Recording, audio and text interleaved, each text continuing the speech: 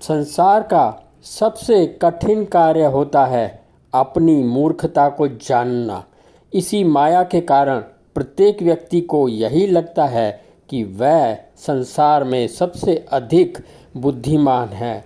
प्रत्येक व्यक्ति को यही लगता है कि उसे जीवन में बाकी सब कुछ कम मिला है, किंतु बुद्धि सबसे अधिक मिली है।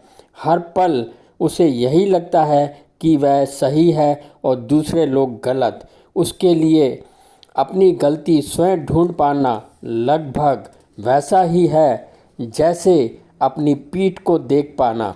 इसी कारण से सबको अन्य व्यक्तियों की गलतियां तुरंत दिखाई दे जाती हैं, किंतु अपनी नहीं। प्रत्येक व्यक्ति या तो दूसरों को समझाता रहता है या दोष देता रहता है, और यहीं से महाभारत का जन्म होता है और संबंध और परिवार टूट जाते हैं।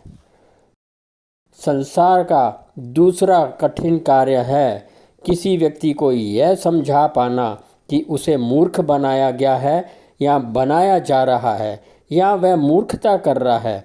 प्रत्येक व्यक्ति जन्म से ही मूर्ख पैदा होता है। जैसा कि बालक जब छोटा होता है वह अग्नि में भी अपना हाथ डाल देता है, किंतु व्यक्ति का विवेक स्वयं ही जागृत नहीं होता।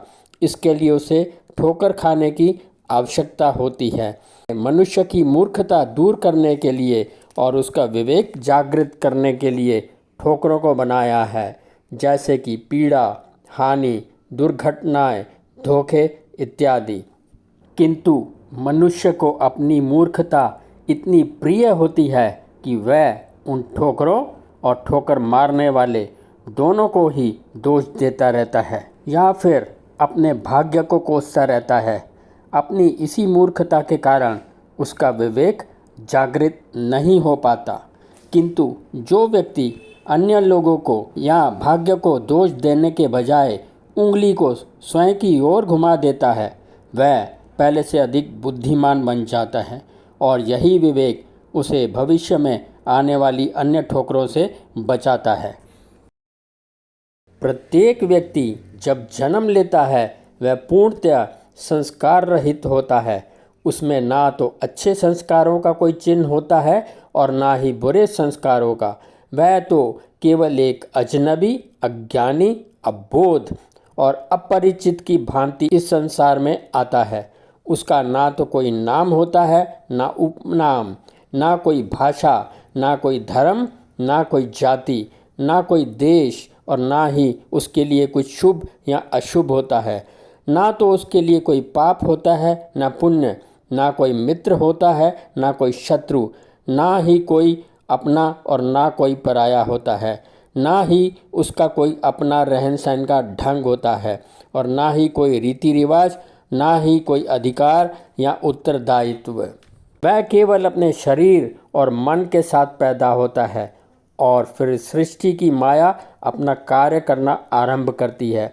जिस जगह और मनुष्यों के साथ वह रहता है, धीरे धीरे वे उसे अपने लगने लगते हैं। यही नहीं, दिया गया नाम, उनके संस्कार, उनके रीति रिवाज, उनके रहने सहने का ढंग, उनकी मान्यताएं, उनकी भाषा, उनका धर्म अपना प्रतीत होने लगता है, और धीरे धीरे यह माया इतनी गहरी जड़ें बना लेती है कि उसका पूरा जीवन इनके इर्द गिर्द घूमने लगता है, और अंततः उसे इन सब से मोह हो जाता है और वह उनसे चिपक जाता है, और ये सब मिलकर उसकी आँखों पर पट्टी बांध देते हैं, जिसके कारण उसे अन्य मनुष्यों में इंसान दिखाई देने बंद हो जाते हैं। यही नहीं, परिवार के लोगों के साथ रहते रहते वह उन्हें अपना मानने लगता है, और वहीं से उसकी दूसरों से अपेक्षाएं और दूसरों पर अधिकारों का जन्म होता है, जो आगे चल के उसके दुख का कारण बनते हैं। यह सृष्टि एक चलचित्र की यानी कि सिनेमा की भांति है, जिसमें पल पल दृश्य बदलते रहते हैं। इस सृष्टि में ना तो कोई भूतकाल है और ना ही कोई भविष्य। यह सृष्टि तो सदैव ही वर्तमान में रहती है और दृश्य बदलती रहती है, किंतु मनुष्य अपने अज्ञान के कारण इन दृश्यों को अपना मानकर जीता है। जो दृश्य पहले निकल गए वही भूतकाल कहलाता है, और जो मनुष्य आने वाले दृश्यों की कल्पना करता है वह उसे भविष्य कहना आरंभ कर देता है।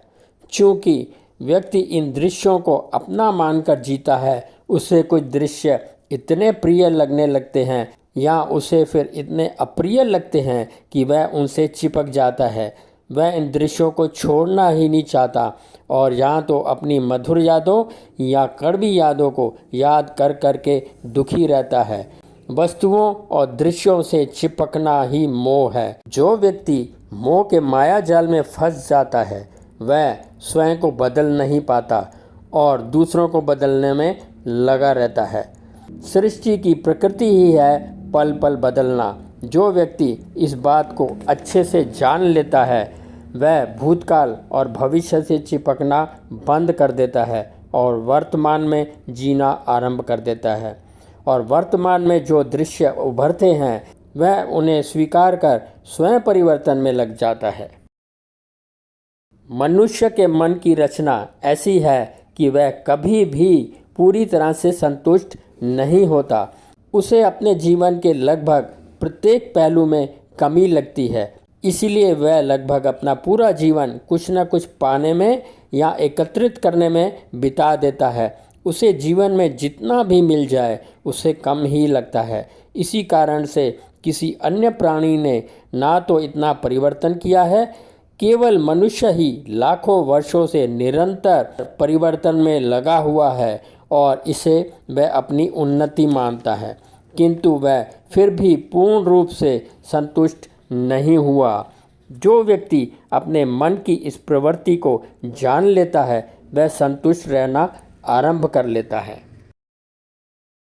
सृष्टि को भिन्नता प्रिय है, इसलिए सृष्टि प्रत्येक व्यक्ति, प्रत्येक प्राणी, जीव जंतु, वृक्ष और पौधे इत्यादि को एक दूसरे से भिन्न बनाती है। प्रत्येक व्यक्ति की शरीर और मस्तिष्क की रचना भी भिन्न होती है। इसी के कारण प्रत्येक व्यक्ति की पसंद, नापसंद, विचार, भावनाएं और व्यवहार एक दूसरे से भिन्न होता है। यही भिन्नता मनुष्य को विचलित करती है, क्योंकि भिन्नता में उसे अन्य व्यक्तियों के साथ तालमेल बिठाने में परिश्रम करना पड़ता है। किंतु मन की अपनी प्रवृत्ति के कारण जीवन में हर वस्तु और परिस्थिति पकी पकाई यानी कि बनी बनाई चाहता है, जिसके कारण उसे परिश्रम ना करना पड़े। और इसी भिन्नता को मिटाने के लिए अन्य व्यक्तियों को बदलने में मनुष्य लगा रहता है। इसलिए पूरे परिवार के सदस्यों पर अपनी पसंद और विचार थोपता रहता है। वह चाहता है कि उसके बच्चे भी उसी का अनुसरण करें और बिल्कुल ठीक हूबहू उसके जैसे ही बने। और यही जग में अशांति और झगड़ों की जड़ है। किंतु जो व्यक्ति सृष्टि की इस माया को जान लेता है वह इस नियम को अपना लेता है, जियो और जीने दो। प्रत्येक मनुष्य अद्भुत शक्तियों के साथ ही पैदा होता है, किंतु अपने अज्ञान के कारण वह स्वयं को दुर्बल और निर्बल मानकर जीता रहता है। उसे लगता है कि परिस्थितियाँ उसके जीवन का निर्माण कर रही हैं, किंतु उसे ज्ञात ही नहीं होता कि वह उसी परिस्थिति में अपनी प्रतिक्रियाओं को बदलकर मनचाहे नतीजे पैदा कर सकता है। उदाहरण के लिए यदि आम का बीज बोया जाए तो उसमें से आम का पौधा निकलेगा, केले का बीज बोया जाए तो उसमें से केले का पौधा निकलेगा इत्यादि। यह सब पहले से निर्धारित है, यानी कि लिखा हुआ है, और यही है विधि का विधान। किंतु मनुष्य को स्वतंत्रता है कि वह आम का बीज बोए या केले का या तुलसी का। इस प्रकार वह अपने कर्मों के लिए पूरी तरह से स्वतंत्र है, किंतु वह जो बीज बोएगा उसी के अनुसार उसे फल मिलता है। यही है कर्मों के फल का विधान। अंतिम माया यही है कि प्रत्येक व्यक्ति अपने जीवन के निर्माण के लिए पूरी तरह से स्वतंत्र है, किंतु अज्ञानतावश वह अपने जीवन का निर्माण स्वयं ही कर रहा होता है। किंतु अज्ञानतावश वह अपनी परिस्थितियों और अन्य व्यक्तियों या किसी अन्य बाहरी शक्ति को दोष देता रहता है।